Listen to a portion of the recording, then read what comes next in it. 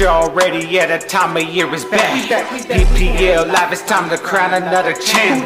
2023 to 24, it's going down. Lots of competition, only one can wear the crown. Hope that you're already at a time of year is back. PPL live, it's time to crown another champ. 2023 to 24, it's going down. Lots of competition, only one can wear the crown. Squad underestimated, finally won his first shit. They put the work and made some trades, yeah, that was good shit. But don't get comfortable, the league is filled with champions. Don't sleep on your opponent, better stay away from ambience. We back again, another year of PPL. Back to talk smack again, we treat it like the NFL. Time to stack your rosters up and build your best to never fail. By week 6 we take advantage, if you're weak cause we can tell. You better bring your A game, be solid like an A-frame. A new year but the same thing, you better be ready to bang bang. It's showtime, PPL live is ready to go. Gino the Jet will let you know we won't be easy, that's for sure. When the pass smacking bones crack, yeah, you gotta love that. Glad it's back, PPL, let's run it back. Live show, speak the facts, analyze and talk the trash. Play the game to win the cash, never try to end the blast. Hope that you're already at a time of year is back. PPL live, it's time to crown another champ. 2023 to 24, it's going down. Lots of competition, only one can wear the crown. Hope that you're already at a time of year is back. PPL live, it's time to crown another champ. 2023 to 24, it's going down. Lots of competition, only one can wear the crown. PPL live.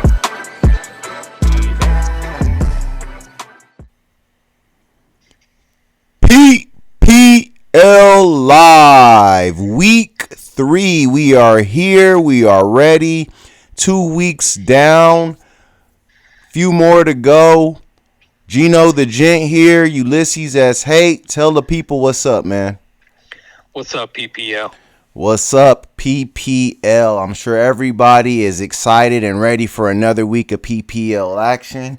I know I am, but before we jump into week 3, you know we got to take an eye back to week 2. Starting with the Skulls coming oh so close, but no cigar. The Argonauts win 126 to 125. Only for the Boss gets on track, gets their first win of the season, 116 to Trey Fitty's 104. The GAFF has a big week, gets to 2-0 in the Omega Conference, 140 to the Twins, 118.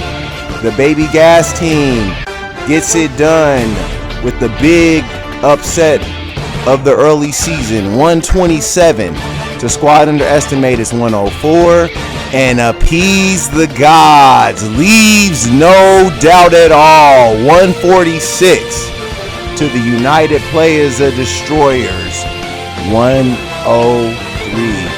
All right, man, I gotta know, what impressed you the most this week, man? What did you think of these scores? Well, I mean, just how many teams really, it just showed the parity between week 1 and week 2. I think a lot of teams in this week 2, again, it was tail of the tape. Which kind of season are we going to have going forward? Right. I was really excited. It really set the stage for what I think is going to be a really entertaining week 3. No, definitely, man. Definitely. It was a topsy-turvy week. I noticed a lot of defenses jumping up early in the seasons. Things a lot more defensive earlier on. The league tends to, tilt one way or the other when it comes to that. We might have a more defensive season. But, hey, we'll see, man. It's exciting to watch. It's going to be exciting to see how it unfolds. But know what's next? It is a tried and true staple of PPL Live. We here to give you the good, the bad, and the ugly. You guys already know how it works. We give you the good, the bad, and the ugly of week 2. Ulysses, let's hear it, brother. What's your good, bad, and ugly of week 2? Well, again, leading that tail of the tape, I mean, it's got to be Appease the Gods for me this week. Okay, I mean, no, for sure. Out of 10 teams last week, 9th, really right near the bottom, to go from that to leaving no doubt. And right. Really, when you look at what Appease the Gods did, I mean, they really couldn't make a bad choice here. Not only did everybody in the lineup do well, basically the entire bench did equal work. So Appease the Gods really couldn't have made a bad choice this week. One detriment is David Montgomery fighting a little bit of an injury, but Lamar got right. Mark Andrews benefited. You know, Bijan is looking like he's worthy of that number 1 pick and that move up in the draft. Interesting dynamic. I mean, we saw Philadelphia and Minnesota on Thursday night. I think a lot of people tuned in, and what I saw was a really frustrated A.J. Brown, and Devonta was just out there doing work. Gino, we've talked. I mean, this guy won the Heisman at wide receiver. That just doesn't happen. So I think Appease the Gods has got some really young guys in Bijan and Devonta to really build this team around. And Brian Robinson, I'll add to that. You know, this is a young guy that, you know, behind the scenes, we know that there was trade activity potentially with BGT for Brian Robinson. He wanted Joe Mixon instead, and I think, you know, Appease the Gods, you know, really at the time was lamenting that. But I think that's really paid dividends for him. I mean, Appease the Gods just really came out here, and again, left, no doubt. They're in a good position facing a reeling Twins team. I'm looking forward to see what Appease the Gods has bringing into week 3. All right, who's your bad, man? Bad.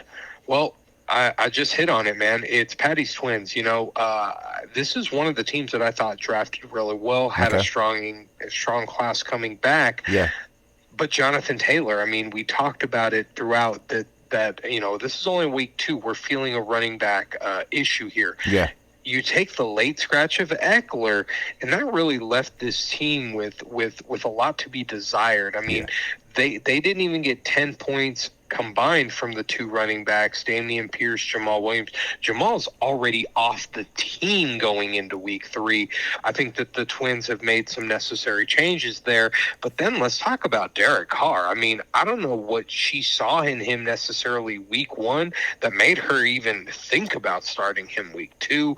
I think she could have went in a much different direction. And again, one thing that I want to see out of this team is Jordan Addison getting in the lineup. I mean, I'm watching this, and with how good Jefferson is and how much volume he's going to get, Jordan Addison is a quality athlete and is going to get loose. Yeah. I think it's going to be some faith here, but I think that this is going to be pretty consistent for the Twins if she maintains. But just a bad week overall, just not being able to get it. And again, she don't like losing. She really don't like losing to the GAFF. So it was a bad week for the Twins. I could tell you, she knows that without me telling her.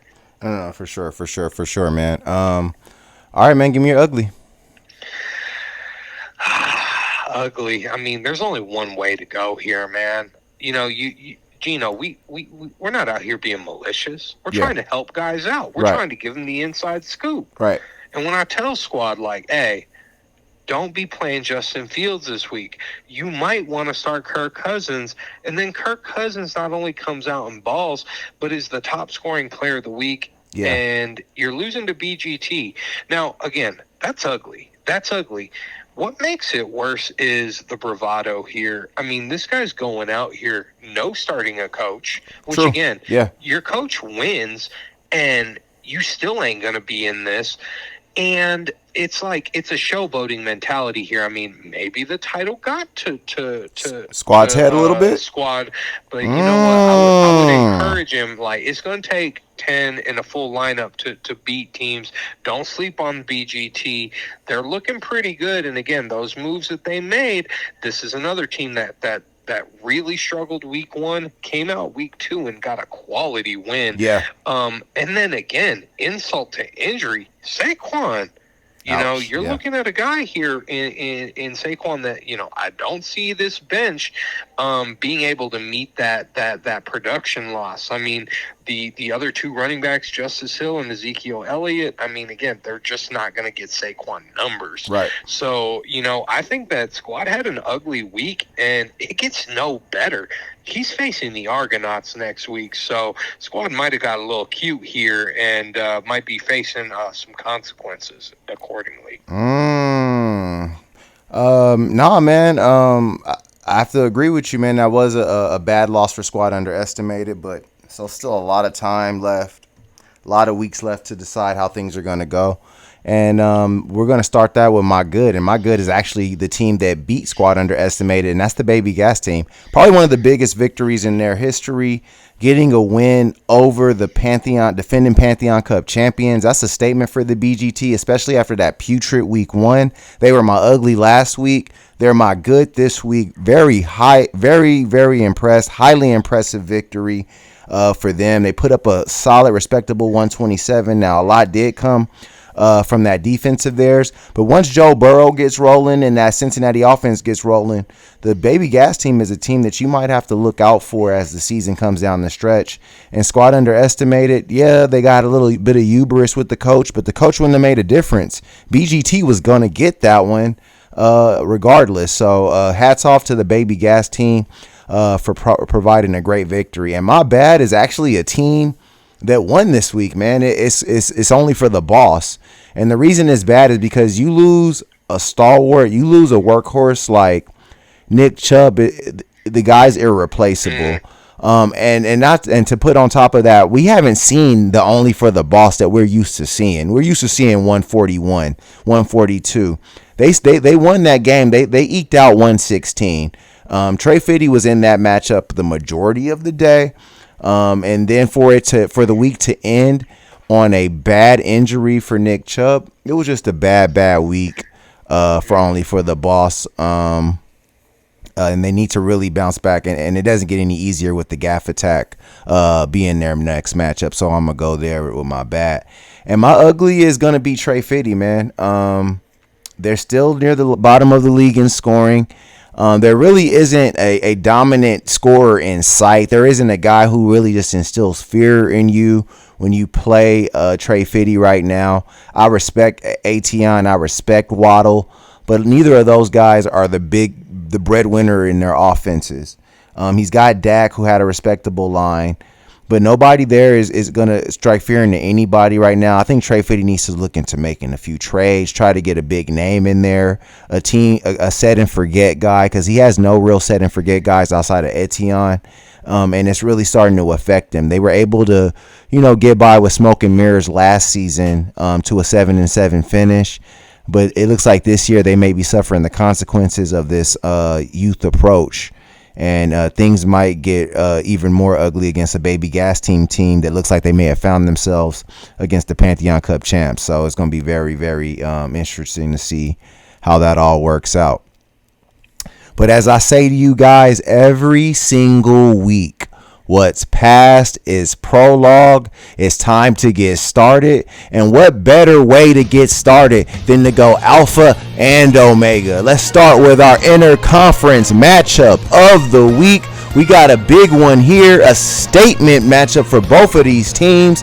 The GAFF attack of the Omega Conference taking on the defending Alpha Conference champions only for the boss. In a huge matchup, we got Jalen Hurts against Patrick Mahomes, Kenneth Walker against my boy Kyron Williams. We got Hawkinson against Travis Kelce. Pretty star-studded here. Very, very high projection between these two teams, man. What do you think of this one? Interconference big-time matchup only for the boss taking on the GAFF. Yeah, I think if only for the boss was undefeated right now, this would be, a prestige matchup of the week. Right. Type of game. And really, the early projections are heavily tilted for only for the boss. And, I understand why. I look at Patrick Mahomes and the Chiefs, they're playing Chicago. Right. They should have a field day. However, I think that might actually work as a detriment here with, I think that game being something that the Chiefs can put this away relatively early. Mm-hmm. I think that they're dealing with some guys who are banged up, and they're not going to expend the energy that they need. So he might get that 20-point coach win, but I think Patrick Mahomes and Travis Kelce don't have as big of games just because I don't think this is a super competitive game. Okay.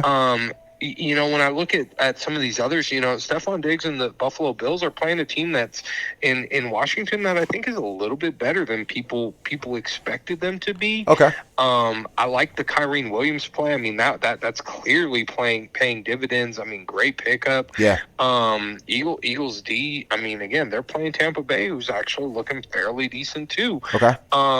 And so, again, Only for the Boss has a lot going for them. When I look at the other side, though, I mean, I think that Jalen Hurts really could have a week this week with A.J. Brown. Okay. I mean, again, anybody who saw that, like, it just hasn't gotten together, and A.J. just really hasn't had that marquee game yet this season, and I think we're gonna see it this coming week, and so I think that factor is big here. Then I look, Jahmyr Gibbs is probably gonna get starting running back duties. Yes, he hasn't is. yet. That's been a split backfield. We saw what Kenneth Walker could do last week. T.J. Hawkinson's the best at the position right now. CeeDee Lamb. Right. I mean, I honestly like a lot of the plays. I love the Cowboys coach against Arizona. So, I mean, I think both of those could be 20-point coach wins. What I think Gaff needs to do, instead of playing Elijah Moore, because I don't really trust Deshaun right now. Yeah. I would really monitor DK's health. If this guy can go, you have to play DK Metcalf. Right. But you also may want to go AJ Dillon. Yeah. I think that he could just do better there. And you know what? I think he does one of those things. And I think that ultimately the Gaff gets enough done here to really start to impress not just me but the rest of the league, going 3-0. I've got the Gaff winning this game. I've got him going 126 to Only for the Boss's 123. All right, man. I think I'm gonna have to go the other way on this one. I like what the Gaff's been able to put together early in the season, but I think these projections are pretty accurate. I'm looking at this Cowboys game against Arizona, and I'm looking at the Bears against the Chiefs. The Cowboys are actually on the road, and the Chiefs get a rattled Justin Fields coming into Kansas City. Now, they're going to be able to get after him. That crowd is going to be able to get under his skin, and I think that they're going to be able to get him to make a few mistakes.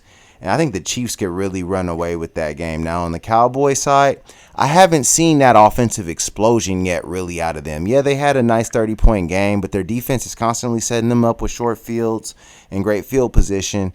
That you're starting to question whether the change from Kellen Moore is affecting that Cowboy offense. I know they've been a little bit more efficient, but I'm not seeing the explosion that I've seen in years past. So they may not be able to rack up a 20-point coach win. I'm looking at the Tampa Bay Buccaneers defense, and they've been actually one of the real reasons why they're 2-0.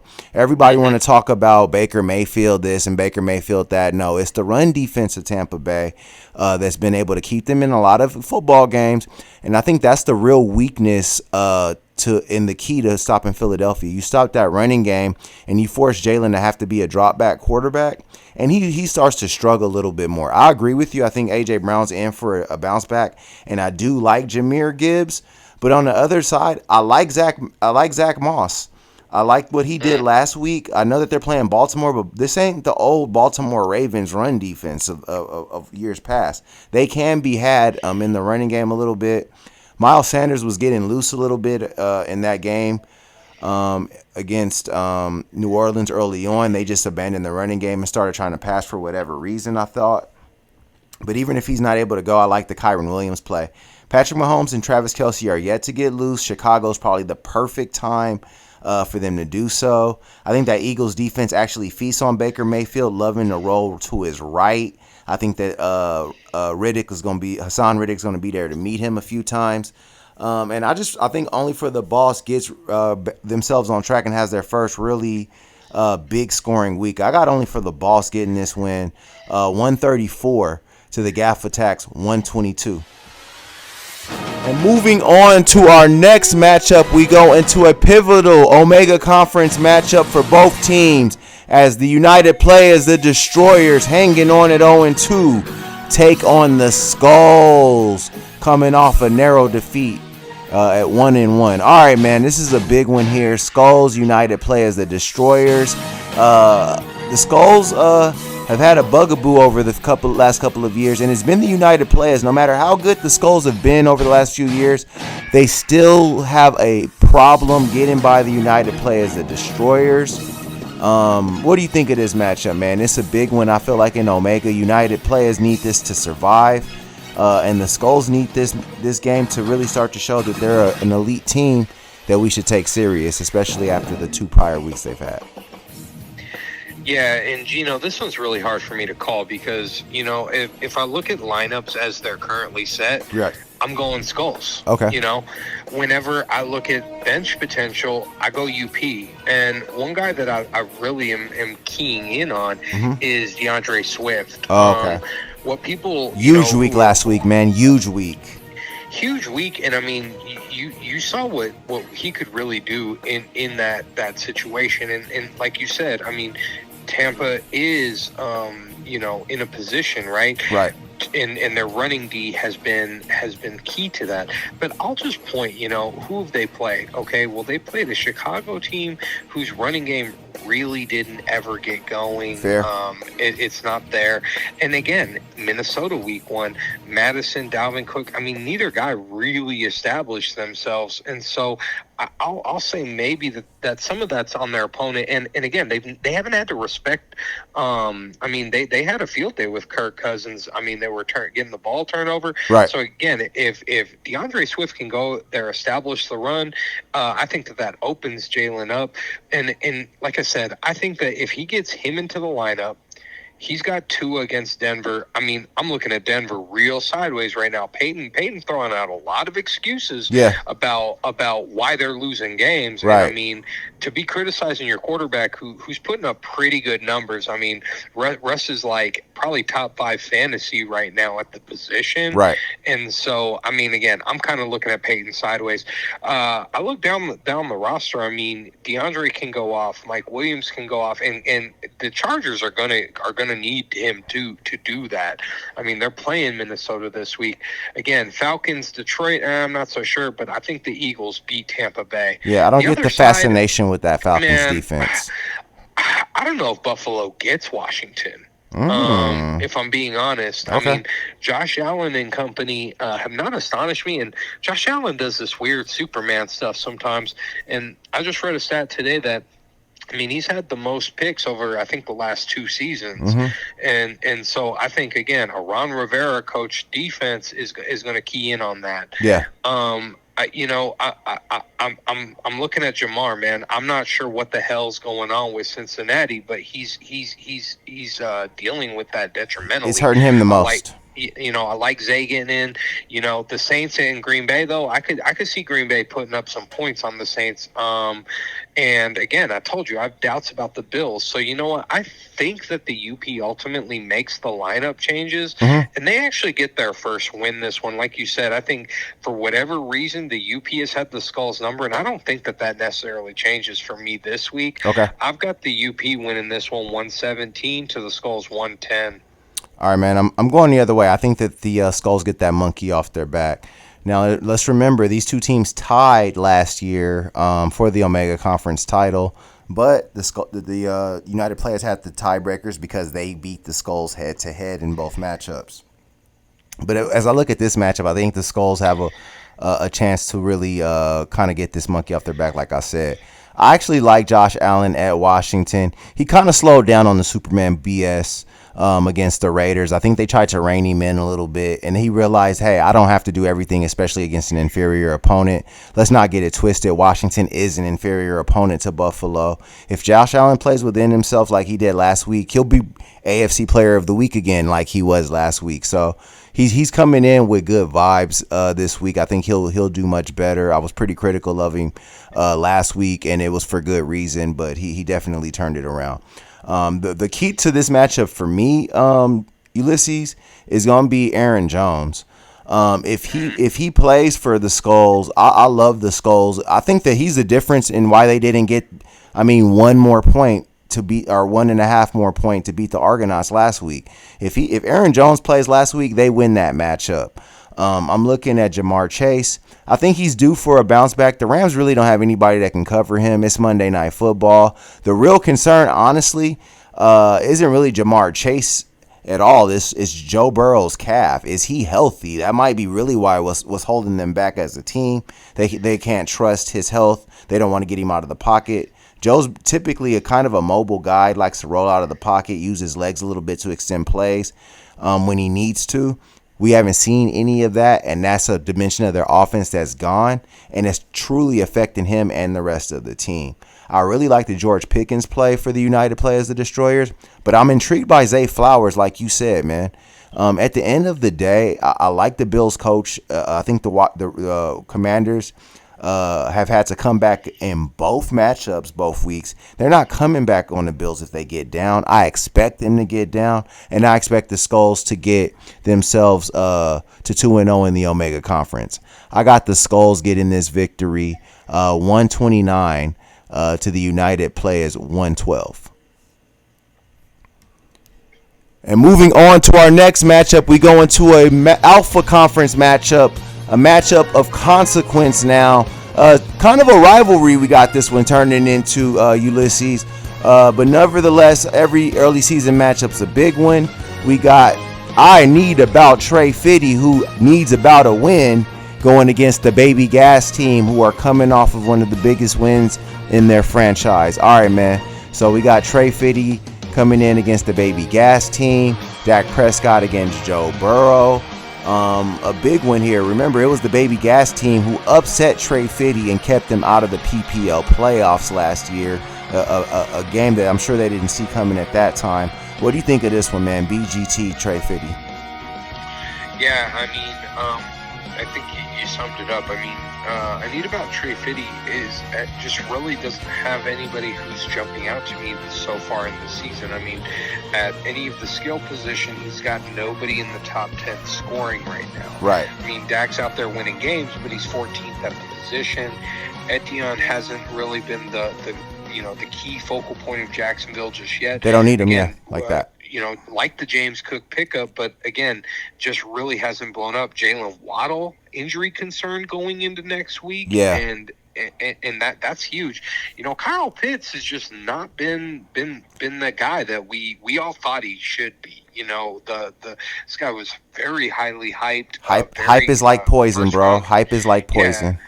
Yeah, very early draft pick in the PPL, and again has already met his second franchise. Not sure how long he'll last here. Yeah, we've got. I Need About Trey Fitty's got the Bengals coach in right now, which I believe is a risky play. Yeah. I like Jaguars D. For these reasons, I think I've got this as my lock of the week for the BGT. Don't do it to BGT, bro. No, I've got to. As I look at this, Joe Burrow potentially tweaked his calf injury, but you know what? I think that he's going to play, and I think he'll be fine. Okay. I think that Josh Jacobs, I mean, again, highly capable running back against a Pittsburgh team that their defense is really built to bring pressure on passers. So if Josh Jacobs can establish the run, he might be able to open that up. Joe Mixon, I think gets involved this week, and I think really is key. And Mike Evans, what a great trade piece. I mean, he's really been pretty excellent, right now. Man. Number 2 at the position, bro. He was a home run trade guy. For hats off to BGT for getting that done, man. He changed his franchise up, even though he didn't get Bijan. He got the number 2 receiver in the game, and Baker's going to keep force feeding the ball to Mike Evans like trash quarterbacks do. Look at Johnny Manziel. He got a Heisman forcing the ball to Mike Evans. So force the ball to Mike Evans.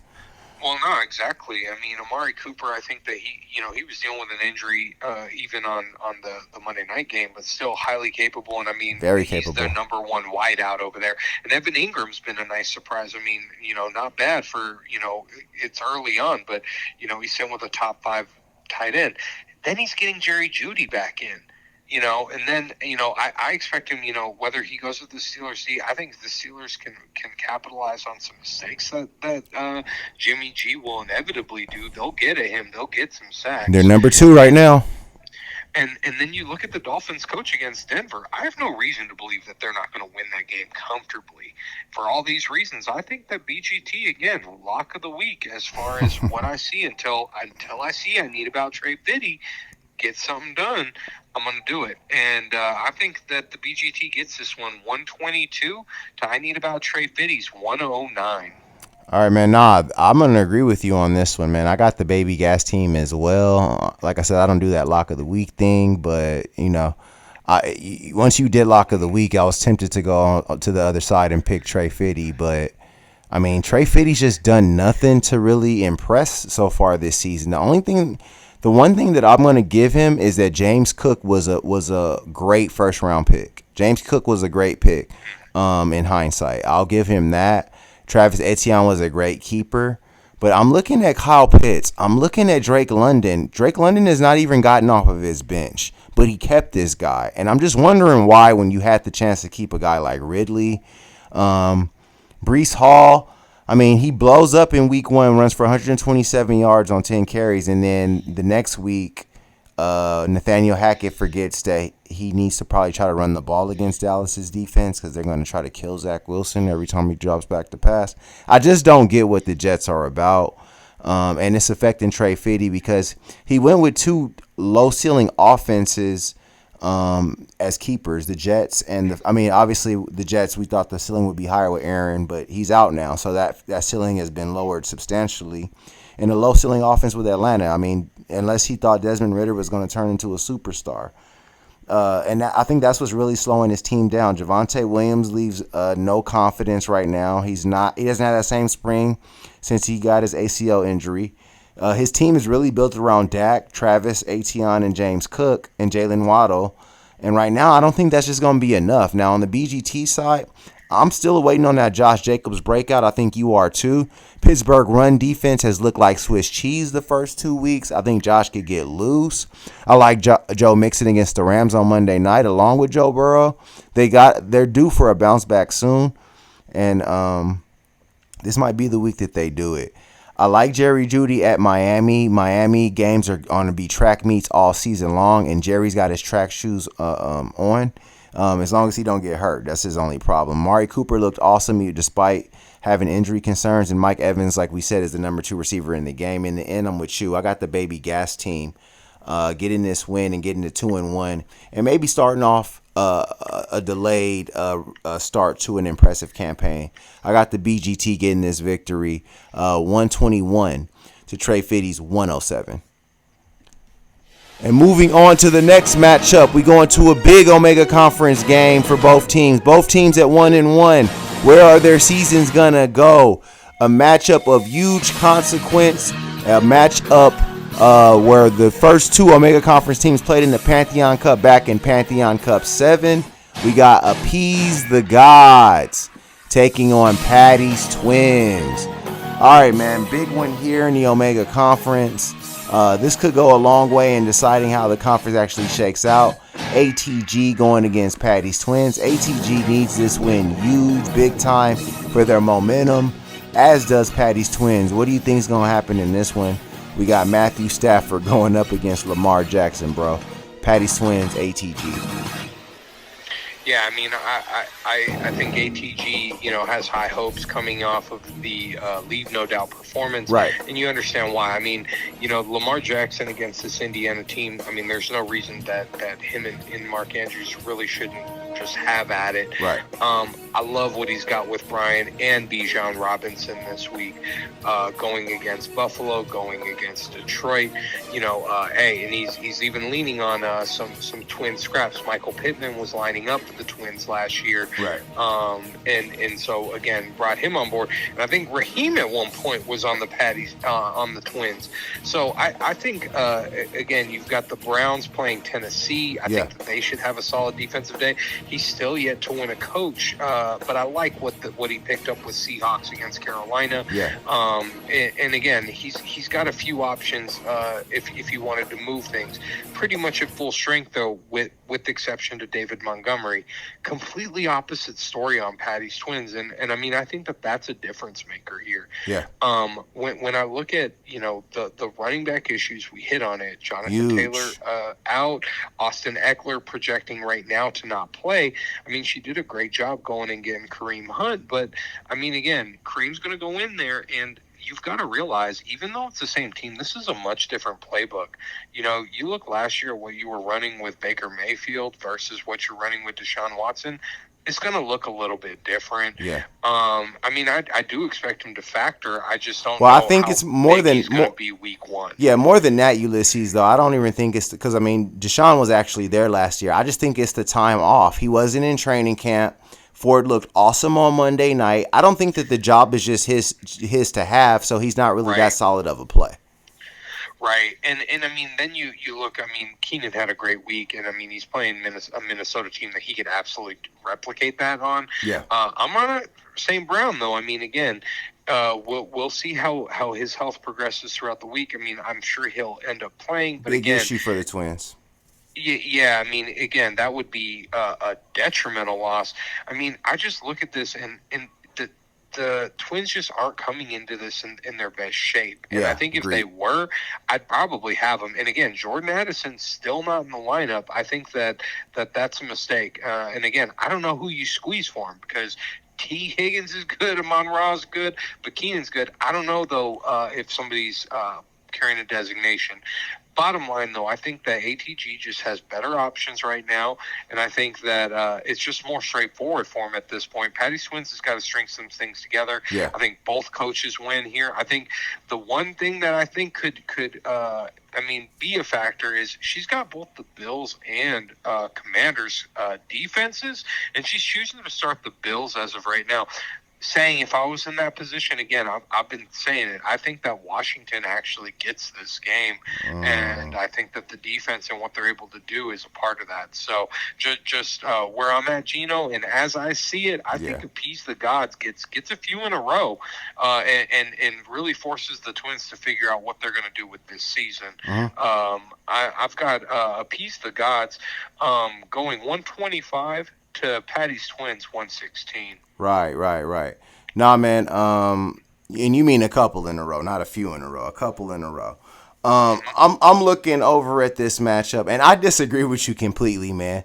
I would much rather have a defense that's going against Sam Howell than a defense that's going against Josh Allen. Even with his turnover struggles, he can blow up. Like I said, he was player of the week last week, so I'm not going to go there. They're probably starting the right defense, and I think they're starting the right receivers. When you look at what T. Higgins did, he had 2 tugs and 84 yards and 7 catches. So Joe doesn't have any issue getting the ball to T. Higgins, so that's a good thing for the Twins. Now, yes, if Amon-Ra's out, you probably want to go with Jordan Addison in that situation, but if he plays, you got to go with the guys that she's got. Too bad we can't put Jordan Addison at running back. That's the Twins' real problem right now is the RB position. And I think that's why ATG is going to end up getting this one. I look at Lamar Jackson going into this matchup against the Indianapolis defense at home. This is a game that I think that Lamar can kind of start to really get comfortable in that offense, have himself a nice day. Maybe not something overly spectacular, but something like what we were looking at last week where he's able to use his arm and his legs to really get the offense going in the right direction and to get that vibe going to make the offense go and to get the whole stadium jumping, which is going to lead to a big win for Baltimore. I really am loving Brian Robinson Jr. It makes a difference when you have a year to let that gunshot wound heal. He's running real hard, and I think that he's going to be able to run hard against that Buffalo defense. Bijan Robinson, I think they're finding a hybrid position for this guy. I keep saying it as I watch the weeks go by. They're not just using him as a running back; they're using him as a playmaker position. And I think the more that the running back position starts to go downhill, you're going to just start to see hybrid players like Bijan Robinson take over the game and guys like his ilk. Devonta Smith. I said it last week going into that matchup that he was going to have a big day.